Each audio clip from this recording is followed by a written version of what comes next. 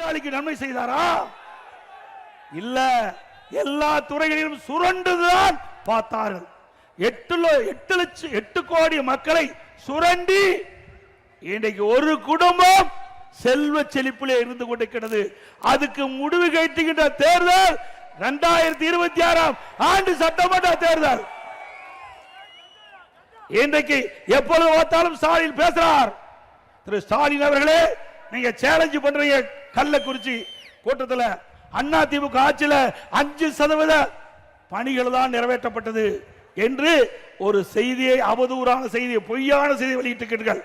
திரு ஸ்டாலின் அவர்களே, அனைத்து இந்திய அண்ணா திராவிட முன்னேற்ற கழக ஆட்சியிலே அதிமுக தேர்தல் நேரத்திலே கொடுக்கப்பட்ட வாக்குறுதி கிட்டத்தட்ட 95% நிறைவேற்றப்பட்டு நாட்டு மக்களிடத்திலே நன்மதிப்பு பெற்ற கட்சி அதிமுக கட்சி. அதிமுக அரசாங்கம் உங்க ஆட்சியில நிரூபிக்க முடியுமா? அதோடு எப்பொழுது பார்த்தாலும் மதவாதம். எங்களை பற்றி பேசுவதற்கு ஒன்று கிடையாது. கூட்டணியிலே அங்கமைக்கிட்ட கட்சியை பற்றி தான் உங்களால் பேச முடியும். திரு ஸ்டாலின் அவர்களே, நாங்கள் கேட்கின்றோம். 1999 ஆண்டு பாராளுமன்ற தேர்தல், அந்த பாராளுமன்ற தேர்தலில் யாரோடு நீங்கள் கூட்டணி வைத்தீர்கள்? திமுக பாரதிய ஜனதா கூட்டணி அமைக்கப்பட்டு வெற்றி பெற்று மத்தியிலே மரியாதைக்குரிய மறைந்த வாஜ்பாய் தலைமையிலே ஆட்சி நடைபெற்றுக் கொண்டிருக்கிறது. அந்த மத்திய அமைச்சரவையிலே திமுக கட்சி சேர்ந்த முரசொலி மாறன் அவர்கள் அமைச்சராக வீற்றிருந்தார். அவர் நோய்வாய்ப்பட்டு ஓராண்டு மருத்துவமனையில் சிகிச்சை பெற்று வந்தார். இலாக்கா இல்லாத மந்திரியாக பாரதிய ஜனதா அரசாங்கம் வைத்துக் கொண்டிருந்தது. அப்பெல்லாம் பாரதிய ஜனதா கட்சி நல்ல கட்சி. 2001 ஆண்டு பாரதிய ஜனதா சட்டமன்றத்தில் திமுக பாரதிய ஜனதா கூட்டணி வச்சு போட்டிட்டீங்க. விடுதலை சிறுத்தை கட்சியும் 2001 பாரதிய ஜனதா கூட்டணியோட அங்க வச்சது. அப்பெல்லாம் பாரதிய ஜனதா கட்சி நல்ல கட்சி. அண்ணா திமுக பாரதிய ஜனதாவோட கூட்டணி வச்சா மதவாத கட்சி. பாருங்க, இதுல பாருங்க எப்படின்னு. யாரு? திரு கருணாநிதி இருக்கிறார், திரு வாஜ்பாய் அப்போ பிரைம் மினிஸ்டர், இந்த பக்கம் கருணாநிதி, இந்த பக்கம் முரசொலி மாறன். அவர் ஏதோ மைக்கு சரி பண்ணி கொடுத்துட்டு இருக்கிறார். இப்படிப்பட்ட கேடுகட்ட கட்சி நம்மை பற்றி விமர்சனம் செய்து, திரு ஸ்டாலின் அவர்களே சிந்தித்து பார்க்க வேண்டும், வரலாறை நினைத்து பார்க்க வேண்டும். அவ்வப்போது பச்சோதி போல் நிறம் மாற முடியாது. மக்கள் தெளிவாக இருக்கின்றார்கள். அடுத்த ஆண்டு நடைபெற்ற சட்டமன்ற பொதுத் தேர்தலில் எத்தனை அவதாரம் எடுத்தாலும் உங்களை வீழ்த்துவது மக்கள் முடிவு செய்து விட்டார்கள். அதுபோல கள்ளக்குறிச்சியில் அங்க ஒரு மாநாடு நடத்தினாங்க. அந்த மாநாடுல ஒரு கதையை சொன்னார். யாரு? உதயநிதி ஸ்டாலின் துணை முதலமைச்சர் சொன்னார். ஒரு காரு ஒரு லாரி சொன்னார். நாங்க ஒரு கதை சொல்றோம். திமுக என்ற என்ஜின் இல்லாத கார், திமுக என்ற என்ஜின் இல்லாத காரை 10 ஆண்டு காலமாக கூட்டணி என்கின்ற லாரி இழுத்து கொண்டு போய் கொண்டிருக்கிறது. இந்த லாரி மக்கற்பட்டது. போ இந்த லாரி மக்கற்பட்டது. காங்கிரஸ் கட்சி திமுக ஆட்சிக்கு வந்தா பங்கு கொடுக்க வேண்டும் என்று காங்கிரஸ் கட்சி சேர்ந்த நம்முடைய தமிழ்நாட்டினுடைய மேலிட பொறுப்பாளர் சொல்றாரு.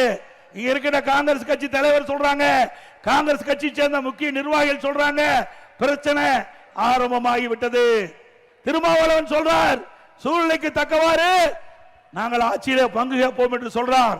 திரு கம்யூனிஸ்ட் கட்சி சேர்ந்த திரு சண்முகம் அவர்கள் சொல்லுகிறார் ஒரு பேட்டியில, திமுக கொடுக்கப்பட்ட வாக்குறுதி நிறைவேற்றல, அரசு ஊழியர் கொடுக்கப்பட்ட வாக்குறுதி நிறைவேற்றல, செவிலியர் கொடுக்கப்பட்ட வாக்குறுதி நிறைவேற்றல, விவசாயிகள் கொடுக்கப்பட்ட வாக்குறுதி நிறைவேற்றல, போக்குவரத்து தொழிலாளர் கொடுக்கப்பட்ட வாக்குறுதி நிறைவேற்றல, இடைநிலை ஆசிரியர் கொடுக்கப்பட்ட வாக்குறுதி நிறைவேற்றல, தூய்மை பணியாளர் கொடுக்கப்பட்ட வாக்குறுதி நிறைவேற்றல அப்படின்னு அவர் இந்த பேட்டியில சொல்லி, இன்றைக்கு இருக்கிற அமைச்சர்கள்லாம் 95% வாக்குறுதி நிறைவேற்றப்பட்டதாகவும் சில பேர் 99% நிறைவேற்றப்பட்டதாகவும் சொல்லிக் கொண்டிருக்கிறார் என்று நாம் சொல்லல.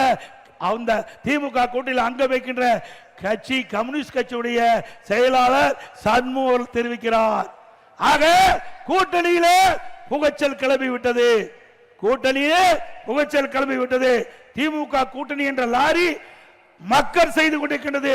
இந்த கூட்டணி நிலைக்குமா என்ற சந்தேகம் மக்களிடத்திலே எழும்பி விட்டது. திரு ஸ்டாலின் அவர்களே, உங்கள் கூட்டணி நிலைக்காது என்பதற்கு இதுவே நான் சொன்ன கருத்து சான்று. அதோட இன்றைய தினம் சுயநிதி குழு இருக்குது. இந்த சுயநிதி குழுவை ஆய்வு செய்வதற்கு 44 கோடி இந்த அரசாங்கம் ஒதுக்கி இருக்குது. என்ன போய் ஆய்வு செய்வ? எப்படி மக்களை ஏமாற்றி ஒரு அறிவிப்பை வெளியிட்டு சுயநிதி குழுவை ஆய்வு செய்யறாங்களாம். அதுக்கு 44 கோடி ஆட்டை போட ஆரம்பிச்சுட்டாங்க. திமுக ஆட்சி வராதுன்னு முடிவு கட்டிட்டாங்க. மக்களுடைய செல்வாக்கு இழந்துட்டாங்க. அதனால எந்தெந்த துறையில எப்படியெல்லாம் கொள்ளையடிக்க வேண்டும் என்ற அடிப்படையில் இன்றைய தினம் 44 கோடி சுயநிதி குழு ஆய்வு செய்வதற்காக 44 கோடி ஒதுக்கி இருக்கிறாங்க. அண்ணா திமுக ஆட்சிக்கு பிறகு இதை விசாரிக்கப்பட்டு சட்டப்பூர்வமான நடவடிக்கை எடுக்கப்படும். அது மட்டுமல்ல, இன்றைக்கு 100 நாள் வேலை திட்டம், 100 நாள் வேலை திட்டம் இங்க இருக்கின்ற கிராமப்புறத்தில் இருக்கின்ற மக்களுக்கு வேலை வாய்ப்பு கிடைக்கக்கூடிய அற்புதமான திட்டம்.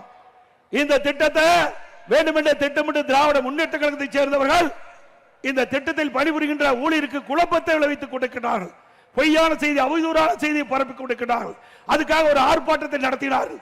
இன்றைக்கு மக்கள் சிந்திக்க வேண்டும். 100 நாள் வேலை திட்டத்தில் பணிபுரிகின்ற பெண் ஊழியர்கள் சிந்திக்க வேண்டும். அனைத்து அண்ணா திராவிட முன்னேற்ற கழகம் ஆளுங்கட்சி இல்ல, எதிர்கட்சியா இருக்குது. இப்படி பிரதான எதிர்கட்சியாக இருந்தாலும் அந்த 100 நாள் வேலை திட்டத்தில் பணிபுரிகின்ற ஊழியர்கள் அந்த நாட்களுடைய எண்ணிக்கை உயர்த்தப்பட வேண்டும் என்று தொடர்ந்து கோரிக்கை வைத்துக்கின்றார்கள். அந்த கோரிக்கையை ஏற்று நாங்கள் மத்தியிலே பாரத பிரதமரை சந்திக்கின்ற பொழுதும் சரி, மத்திய அமைச்சரை சந்திக்கின்ற பொழுதும் சரி, தொடர்ந்து மத்திய அரசுக்கு அழுத்தம் கொடுத்து வந்த காரணத்தினாலே இன்றைக்கு மத்திய அரசாங்கம் 100 நாள் வேலை திட்டத்தை 125 நாட்களாக உயர்த்தி அறிவிச்சிருக்குது. பிளே ஸ்டோர் மற்றும் ஆப் ஸ்டோரில் இருந்து பாலிமர் செயலியை QR கோடு மூலம் பதிவிறக்கம் செய்யுங்கள். செய்திகளை உடனுக்குடன் பெறுங்கள்.